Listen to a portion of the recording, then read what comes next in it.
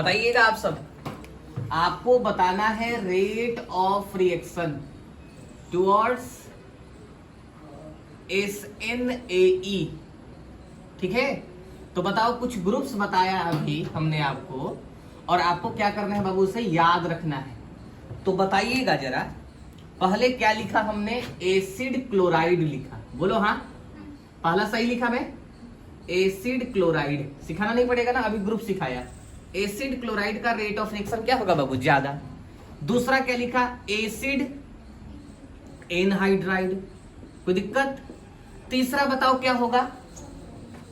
Formaldehyde HCHO। कोई दिक्कत इस बात से?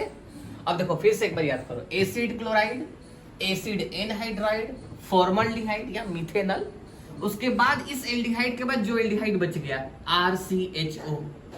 कोई दिक्कत? अब मुझे बताओ इसके बाद क्या था? कीटोन। कीटोन को कैसे लिखूं? ऐसे लिख देता हूं, RC डबल बॉन्ड O, और ये हो गया बाबू R।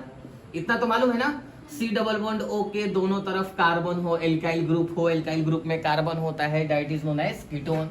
उसके बाद हम लोग का फेवरेट कौन आता है बाबू? एस्टर। फिर उसके बाद कौन आता है बाबू? 3 डिग्री एमाइड। यदि ग्रुप्स ऐसे लगे हैं, यदि फंक्शनल ग्रुप अलग अलग है, तो इस बेसिस पर आप रेट ऑफ रिएक्शन जज कर सकते हैं। पहले किसको देखेंगे भैया? एसिड क्लोराइड को, एसिड एनहाइड्राइड को, फिर फॉर्मल्डिहाइड को, फिर RCHO को, फिर कीटोन को, फिर उसके बाद किसे देखेंगे? एस्टर को, फिर क्या देखेंगे बाबू? 3 डिग्री एमाइड को। ये कब देखना है? जब रेट ऑफ रिएक्शन SNAE कहेगा तब। अब तो ये अलग अलग हो गए। यदि आपका फैमिली सेम हो गया, फैमिली समझ रहे हैं, यदि फंक्शनल ग्रुप सेम हो गया तो क्या करेंगे?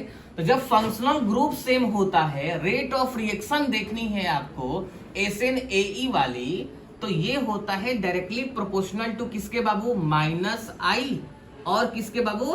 -M के। कोई दिक्कत?